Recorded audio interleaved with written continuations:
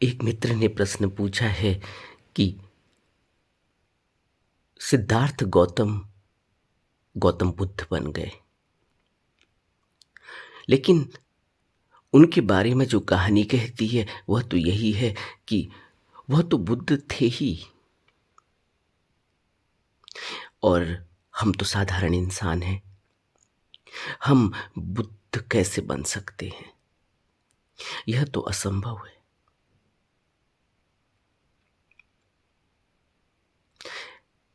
यह प्रश्न है उनका, लेकिन बुद्ध यह नहीं मानते कि यह असंभव है। और बुद्ध यह भी कहते हैं कि वह एक साधारण इंसान की तरह ही जीवन जी रहे थे। राजमहल में थे, राजमहल के भोगों का आनंद ले रहे थे। और बुद्ध यह भी कहते हैं कि उन्होंने जितनी भी तपस्या की वह सब तपस्या करने की आवश्यकता नहीं है, मध्य मार्ग से भी बुद्धत्व पाया जा सकता है। और बुद्धत्व सभी के लिए संभव है। सभी में वही क्षमता है जो मेरे में है, यह बुद्ध कहते हैं। जो सोया है वो जाग सकता है, बस कोशिश करने की जरूरत है। बुद्ध कहते हैं कि मैं जागा हूं, तुम भी जाग जाओगे, और जो जाग गया वो दुखों से मुक्त हो जाता है। एक जीवन है जागरण का, उसका नाम है बुद्धत्व। जो इन्होंने प्रश्न पूछा, यही प्रश्न खुद बुद्ध से पूछा गया था। एक ब्राह्मण बुद्ध के पास आया, उसका नाम द्रोण था, ब्राह्मण द्रोण। और उसने तथागत से पूछा, क्या आप देव हैं? भगवान ने कहा कि नहीं, मैं देव नहीं हूं। तो उसने पूछा कि क्या आप गंधर्व हैं? भगवान ने कहा कि नहीं, मैं गंधर्व भी नहीं। फिर उसने पूछा कि क्या आप यक्ष हैं?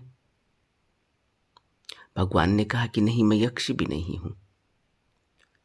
फिर उसने पूछा कि क्या आप आदमी ही हैं?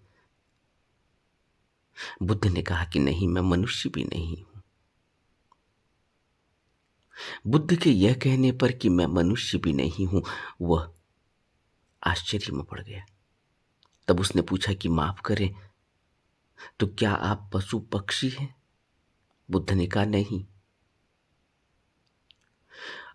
अब वह थोड़ा परेशान भी होने लगा कि यह व्यक्ति सही उत्तर नहीं देता।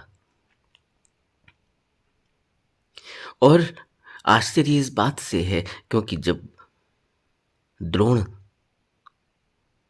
बुद्ध को दूर बैठे हुए देखता है, उनके नजदीक आया, तब उसने देखा कि यह साधारण व्यक्ति नहीं है, क्योंकि जिस तरह की रश्मियां, जिस तरह का प्रकाश, जिस तरह का तेज बुद्ध से झलक रहा था, वह उसको खींच कर लाया था। इसलिए वह आश्चर्य में भी था कि यह व्यक्ति साधारण व्यक्ति भी नहीं है। तब उसने भगवान से कहा कि आप मुझे मजबूर कर रहे हैं कि मैं क्या कहूं। क्या आप पत्थर पहाड़ हैं, पौधा है, वनस्पति है? बुद्ध ने कहा कि नहीं। तब ब्राह्मण द्रोण ने कहा कि फिर आप कौन हैं, आप क्या हैं, आप ही बताइए। तब भगवान ने कहा कि ये वासनाएं, ये कामनाएं, ये इच्छाएं, ये बुरे कर्म, ये सत्कर्म, जिनका अस्तित्व मुझे या तो देवता बना देता, या गंधर्व बना देता, या मनुष्य बना देता, या वनस्पति, या पत्थर, या पशु पक्षी, या और कीड़े मकोड़े, ये सब समाप्त हो गई। ये समस्त वासनाएं, ये कामनाएं, ये इच्छाएं, ये बुरे कर्म, ये अच्छे कर्म, सब समाप्त हो गए। ये वासनाएं, ये कामनाएं सब तिरोहित हो गई है, बह गई है, जिसके कारण मैं अब किसी रूप में ढलता ही नहीं।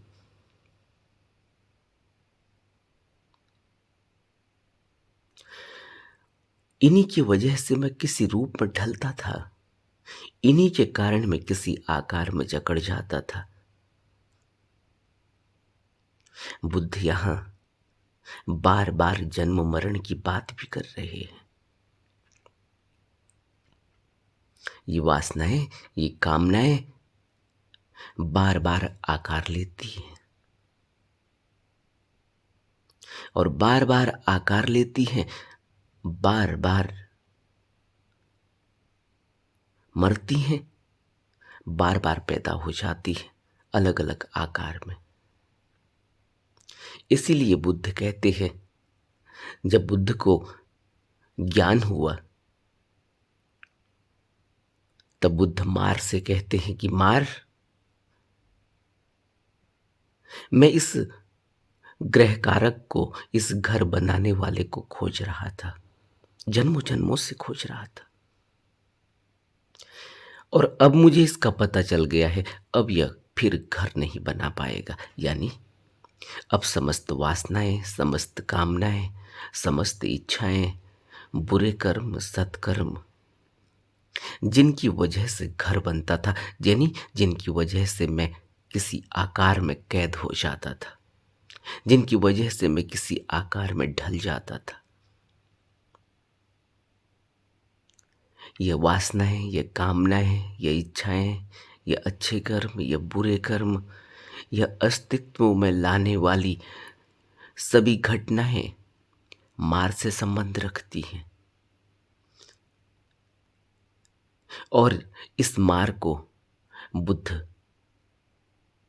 कहते हैं कि अब तू घर नहीं बना पाएगा, यानी कि तू अब मुझे किसी आकार में कैद नहीं कर पाएगा, क्योंकि मेरी समस्त वासनाएं, समस्त कामनाएं तिरोहित हो गई हैं। और बुद्ध द्रोण ब्राह्मण से कहते हैं कि ब्राह्मण, जानो कि मैं इनमें से अब कुछ भी नहीं हूं, मैं जाग गया हूं, मैं बुद्ध हूं।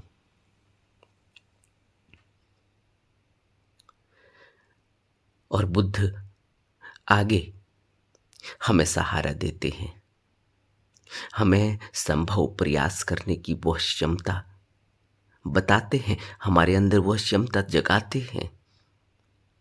हमें उपदेशों के जरिए, हमें अपनी करुणा और दया के जरिए ढाढ़स देते हैं कि जो क्षमता मेरे में है वह क्षमता सभी में है। सभी में वही क्षमता है जो बुद्ध में है। जो सोया है वो जाग सकता है, बस कोशिश करने की जरूरत है। मैं जागा हूं, बुद्ध कहते हैं, तुम भी जाग जाओगे। और जो जाग गया वो दुखों से मुक्त हो जाता है। एक जीवन है जागरण का, एक जीवन है प्रमाद का, बेहोशी का। प्रमाद का, बेहोशी का जीवन मृत के समान ही है। और एक जीवन है जागरण का, उसी का नाम बुद्धत्व है। अप्रमाद बुद्धत्व है और प्रमाद मृत्यु।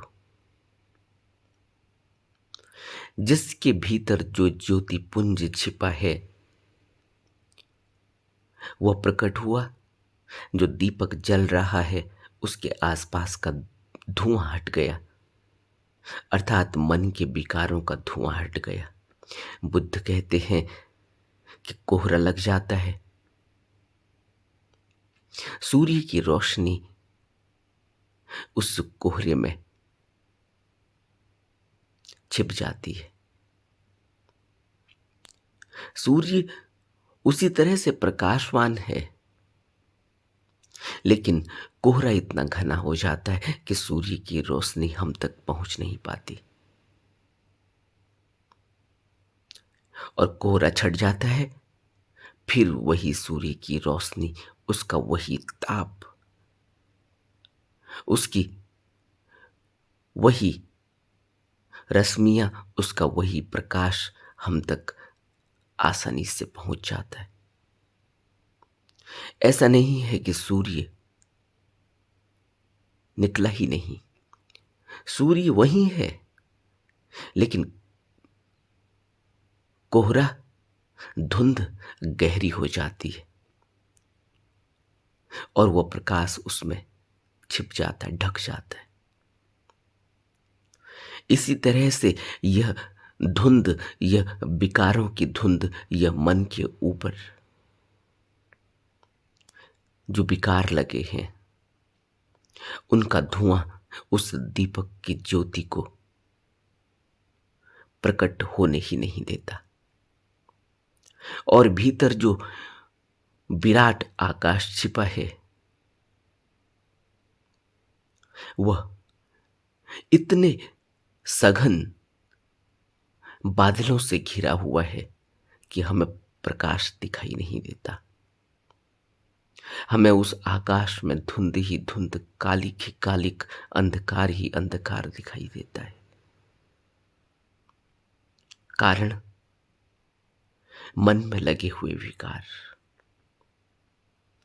और यही विकार बार बार आसक्ति की तरफ ले जाते, बार बार वासनाओं की तरफ ले जाते, बार बार कामनाओं की तरफ ले जाते, बार बार तृष्णा के पीछे दौड़ाते।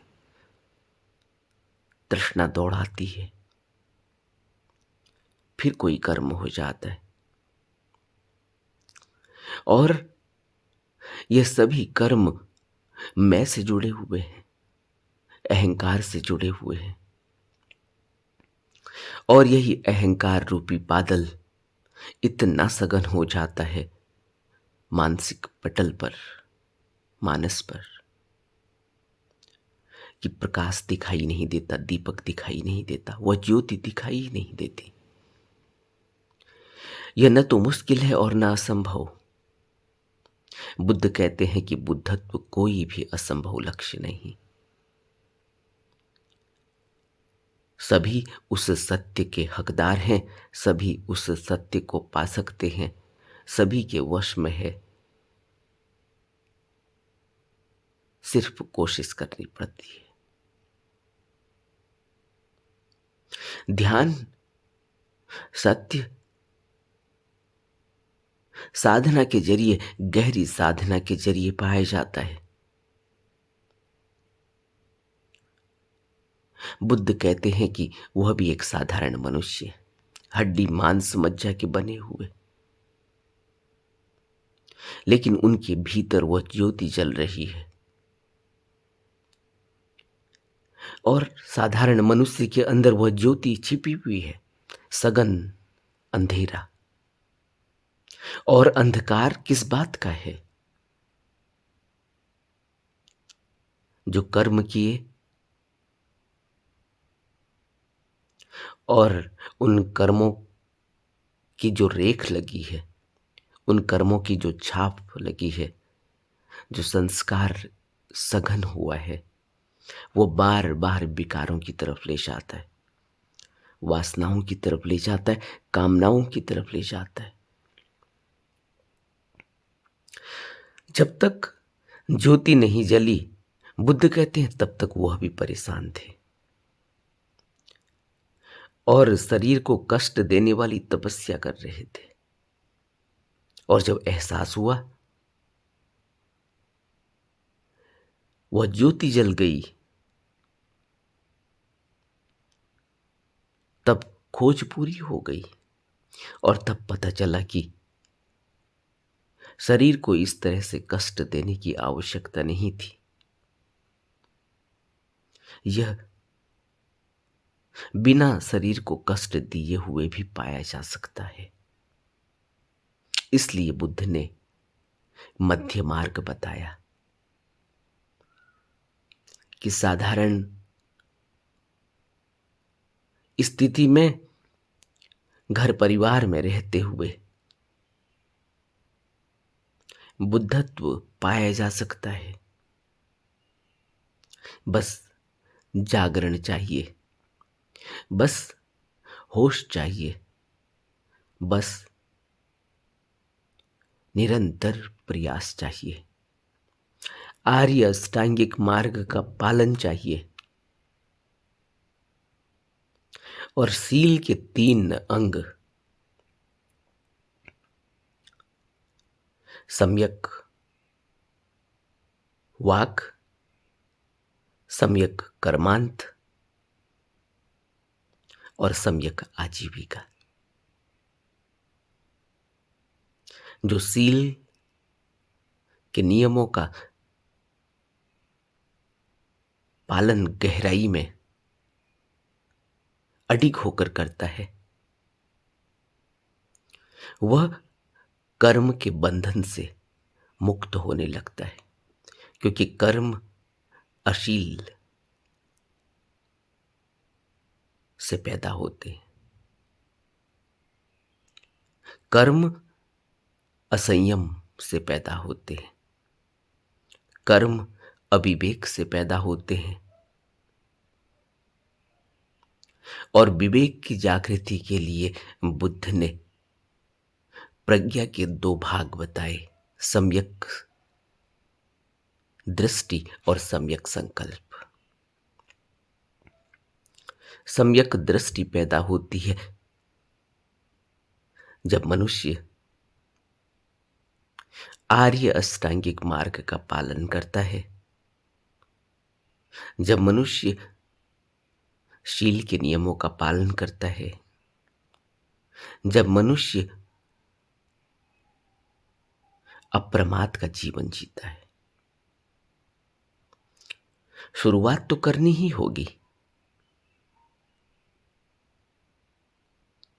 शुरुआत तो करनी ही होगी। अपने को देखना होगा, अपनी जीवनचर्या को देखना होगा, अपनी आदतों को देखना होगा, अपने जीवन जीने के ढर्रे को देखना होगा, अपने आप को सीधा करना होगा। और यह सब सिर्फ मनुष्य स्वयं कर सकता है। इसके लिए कोई और सहायता नहीं कर सकता। नियम संयम गुरु देता है, गुरु मार्ग भी देता है, दीक्षा भी देता है। गुरु साधना का तरीका भी बताता है, लेकिन प्रयास स्वयं करना होगा।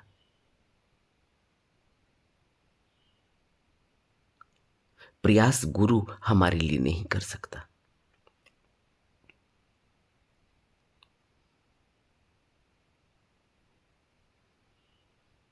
प्रयास कैसे शुरू होगा? इसके लिए मनुष्य को संकल्प की आवश्यकता होती है, और संकल्प पैदा होता है जब मनुष्य विवेक का सहारा लेता है, बुद्धि का सहारा लेता है। शुरुआत यहीं से करनी होगी। उस अवस्था तक पहुंचने के लिए जहां बुद्धि काम नहीं करती, जहां अमनी दशा है, जहां मन काम नहीं करता, जहां इंद्रियां काम नहीं करती। लेकिन शुरुआत मन को मनाने और मन को लगाने से ही करनी होगी। शुरुआत इस शरीर से ही करनी होगी। शुरुआत विपश्यना से ही करनी होगी। धीरे धीरे वह अवस्था आती है। अभी हम बहुत बाहर हैं। अभी हमें अंतर की यात्रा के लिए अपने आप को अंतर की तरफ मोड़ना है। इसलिए ऐसा नहीं होगा कि अंतर की यात्रा के बारे में हम विचार करते रहे। हमने पढ़ लिया है, हमने सुन लिया है, हमने उन दृश्यों के बारे में, उन अंतरतम अवस्था के बारे में सब कुछ किताबों में पढ़ लिया है, बुद्ध के उपदेशों में सुन लिया है, गुरु के मुखार बिंदु से सुन लिया है। लेकिन हमारा अनुभव अभी वह नहीं, हमें तो शुरुआत शरीर से ही करनी होगी। इसीलिए भगवान ने किसी भी बाहरी कर्मकांड पर जोर नहीं दिया, बल्कि कर्मकांड को, बाहरी आडंबर को, बाहरी दिखावे को, बाहरी रीति रिवाजों को सदा ही उनका खंडन किया, क्योंकि मनुष्य उनमें उलझा रह जाता है और अपने को नहीं देख पाता। और जीवन बदलता है जब वो अपने को देखता है।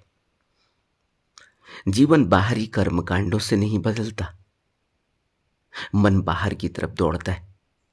जो कर्मकांड उसको अच्छा लगता है वो वह करता है, जो कर्मकांड उसको अच्छा नहीं लगता वो नहीं करता। यह हम सब जानते, यह हम सब जीवन जी रहे हैं इस तरह का। हमें जो देवी देवताओं पर आस्था होती है, उन देवी देवताओं की हम पूजा करते हैं। किसी और को किसी और देवी देवता पर आस्था है, और उन देवी देवताओं से हम पूजा में क्या मांग करते हैं? सांसारिक मांग। किसी को बच्चा चाहिए, किसी को नौकरी चाहिए, किसी को घर चाहिए, किसी को बिजनेस चाहिए। सबकी अलग अलग मांग है, और वह अलग अलग मांग उनकी मान्यता के अनुसार कि कौन उन मांगों को पूरा करता है, हम उनकी आराधना करते हैं, उनकी पूजा करते हैं। तो हमारा पूरा ध्यान हमारी इस जिंदगी को बेहतर बनाने में लगा हुआ है, और वो बेहतर बनती है जब हम उन वस्तुओं को पा लेते हैं जिनकी हम इच्छा करते हैं। ऐसा हमारा मानना है कि उन वस्तुओं को पालेंगे तो हमारी जिंदगी बेहतर बन जाएगी। और बुद्ध हमें बहुत ही कठोर और कड़े शब्दों में कहते हैं कि कोई भी वस्तु पा ली जाए, कोई भी सुख के साधन इकट्ठे कर लिए जाएं, वह सब अनित्य हैं, और एक न एक दिन या तो वह साधन हमें छोड़ देंगे या हम उन साधनों को छोड़ देंगे, क्योंकि यह जीवन बहुत सीमित है। और इस सीमित जीवन में यह सोच बना लेना कि हम इस सीमित जीवन को अच्छा कर लेंगे,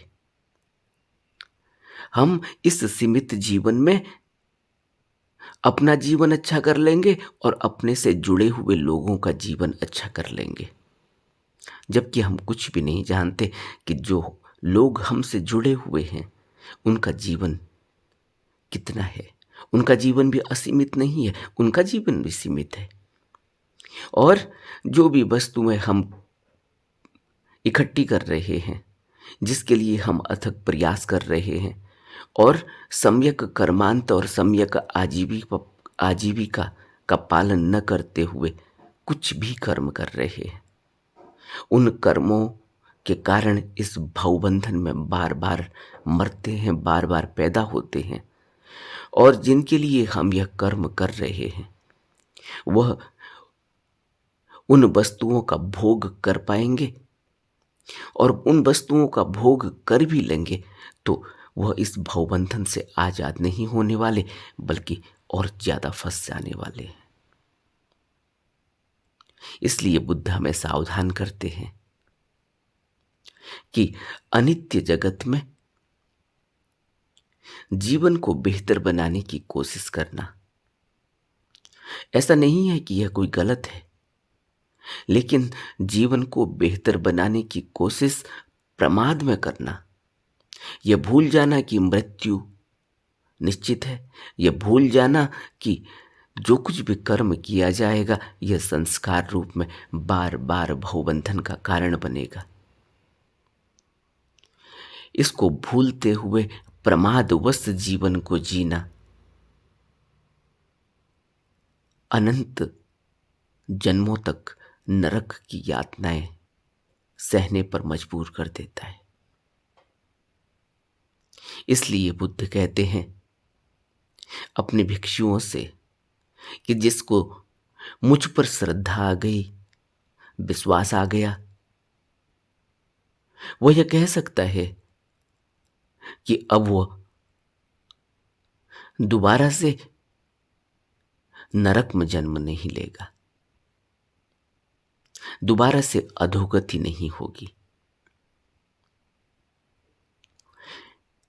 यह बुद्ध का बहुत ही महत्वपूर्ण उपदेश है।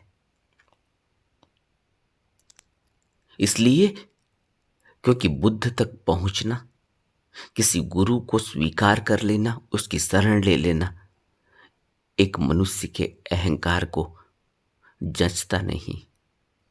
एक मनुष्य का अहंकार इस बात को स्वीकार नहीं कर सकता वह किसी साधारण सा दिखने वाले मनुष्य को भगवान कह सके, उसको गुरु मान सके, उसकी शरण ले सके, उसको समर्पण कर सके। इसलिए बुद्धों ने, गुरुओं ने अपने प्रवचनों में यह बात भी कह दी कि कोई एक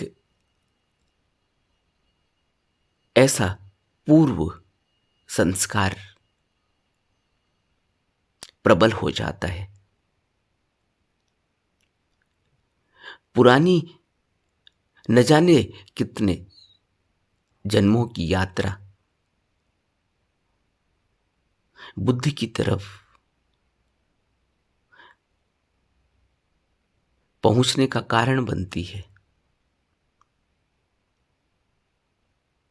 नहीं तो मन स्वीकार ही नहीं कर पाता। सांसारिक भोग पदार्थ इतने मीठे लगते हैं कि न तो वह बुद्ध तक पहुंच पाता, न वह बुद्ध को मान पाता, न वह उन उपदेशों को श्रवण कर पाता। बार बार भोग विलासों में फंसकर अपनी अधोगति कर लेता है।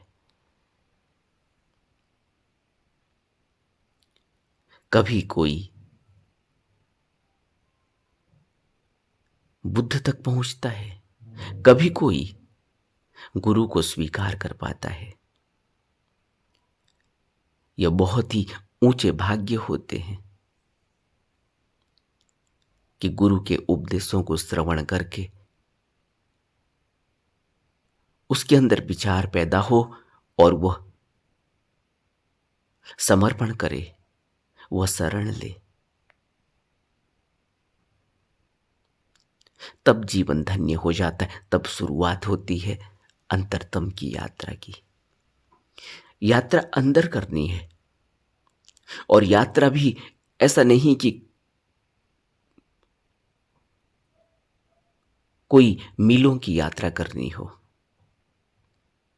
अपने अंतरतम में उस छिपी हुई ज्योति को उघाड़ना है, उस धुंध को साफ करना है जो मन में घने बादलों से लगी हुई है।